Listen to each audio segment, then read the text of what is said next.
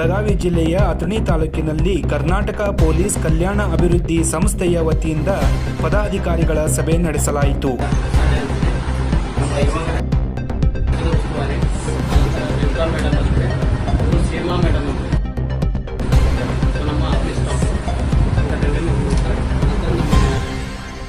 ಈ ಸಂದರ್ಭದಲ್ಲಿ ಕರ್ನಾಟಕ ಪೊಲೀಸ್ ಕಲ್ಯಾಣ ಅಭಿವೃದ್ಧಿ ಸಂಸ್ಥೆಯ ರಾಜ್ಯಾಧ್ಯಕ್ಷರಾದ ಡಾಕ್ಟರ್ BH ಜಮಾದಾರ್ ಅವರು ಮಾತನಾಡಿ, ನಮ್ಮ ಕರ್ನಾಟಕ ಪೊಲೀಸ್ ಕಲ್ಯಾಣ ಅಭಿವೃದ್ಧಿ ಸಂಸ್ಥೆಯ ವತಿಯಿಂದ ನಿರುದ್ಯೋಗಿ ಯುವಕರಿಗೆ ಉದ್ಯೋಗ ಸೃಷ್ಟಿ ಮಾಡುವ ಸಲುವಾಗಿ ನಮ್ಮ ಸಂಸ್ಥೆಯು ಹಲವಾರು ಯೋಜನೆಗಳನ್ನು ಪ್ರಾರಂಭ ಮಾಡಿದ್ದು, ಆ ಯೋಜನೆ ಸಾವಿರಾರು ನಿರುದ್ಯೋಗ ಯುವಕರಿಗೆ ತಲುಪಬೇಕು ಎಂದು ಪದಾಧಿಕಾರಿಗಳಿಗೆ ತಿಳಿಸಿದರು.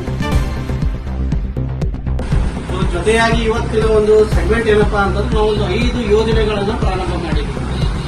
ಕರ್ನಾಟಕ ಪೊಲೀಸ್ ಕಲ್ಯಾಣ ಅಭಿವೃದ್ಧಿ ಸಂಸ್ಥೆಯಿಂದ ಮೊದಲನೇದಾಗಿ ಒಂದು ಉಳಿತಾಯ ಯೋಜನೆ, ಆನಂತರ ಇನ್ನೊಂದು ಹೌಸಿಂಗ್ ಸೊಸೈಟಿ, ಇನ್ನೊಂದು ಅದಾದ ನಂತರ ಒಂದು ಕನ್ಸರ್ಟ್ ಸೆಗ್ಮೆಂಟ್, ಇನ್ನೊಂದು ಮ್ಯಾನ್ ಪವರ್ ಸೆಗ್ಮೆಂಟ್, ಅದರ ಜೊತೆಗೆ ಒಂದು ಸರ್ವಿಸ್ ಸೆಕ್ಟರ್ ಅಂತೇಳಿ 5 ಯೋಜನೆಗಳನ್ನ ಪ್ರಾರಂಭ ಮಾಡಿದ್ವಿ. ಈ 5 ಯೋಜನೆಗಳು ಏನಪ್ಪಾ ಅಂತಂದ್ರೆ ನಮ್ಮ ಕರ್ನಾಟಕದೊಳಗೆ ಯಾರು ನಿರುದ್ಯೋಗಿಗಳಾಗಿರಬಾರ್ದು, ಪ್ರತಿಯೊಬ್ಬರ ಕೈಯಲ್ಲೂ ಕೂಡ ಉದ್ಯೋಗ ಇರಬೇಕು ಅನ್ನೋ ಒಂದು ಉದ್ದೇಶವಿದೆ. ಮುಖ್ಯವಾದ ಯೋಜನೆಯಾದಂತಹ ಉಳಿತಾಯ ಯೋಜನೆಯ ಬಗ್ಗೆ ಸಂಪೂರ್ಣ ಮಾಹಿತಿಯನ್ನು ನೀಡಿ ಯೋಜನೆಯ ಚಾಲನೆ ನೀಡಿದರು. ಈ ಸಂದರ್ಭದಲ್ಲಿ